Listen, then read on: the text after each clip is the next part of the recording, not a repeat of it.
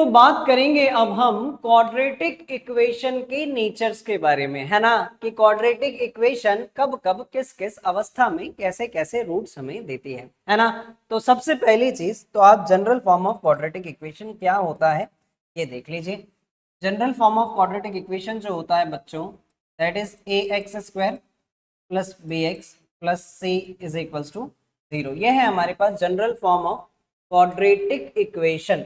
ठीक है, general form of quadratic equation ax² plus bx plus c is equals to 0। तब हमें यहाँ पर इसके नेचर्स को पता करने के लिए कि इसके रूट्स हमें किस अवस्था में मिलेंगे, हमें एक टर्म की जरूरत पड़ती है, दैट इज डिस्क्रिमिनेंट, है ना, जिसको हम लोग बोलते हैं डिस्क्रिमिनेंट, और शॉर्ट में हम लोग डी से डिनोट करते हैं, और डी बराबर होता है b² माइनस 4ac।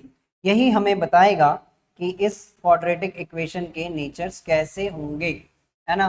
तो कैसे आप लोग इसको देखेंगे, कैसे इस बात को आप लोग देखेंगे, तो देखिए जरा, जब कभी भी आपको d की वैल्यू ग्रेटर देन 0 मिलती है, तब ऐसी अवस्था में रूट्स जो होते हैं बच्चों, roots are real and unequal होते हैं, अनइक्वल होते हैं।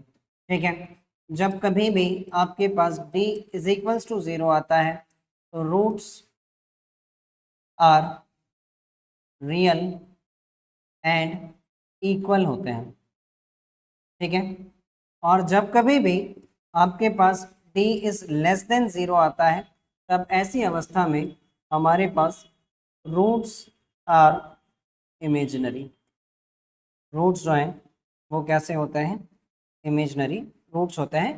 तो इस तरीके से डिस्क्रिमिनेंट बताता है कि किसी भी क्वाड्रेटिक इक्वेशन का नेचर कैसा होगा। एक बार फिर से एक क्विक रिकैप देता हूं मैं, कि जब कभी भी d की value greater than 0, roots are real and unequal. जब कभी भी d की value equals to 0, roots are real and equal, है ना। और जब कभी भी d की वैल्यू लेस देन 0 है तो रूट्स जो होंगे वो क्या होंगे, इमेजिनरी होंगे। क्लियर है।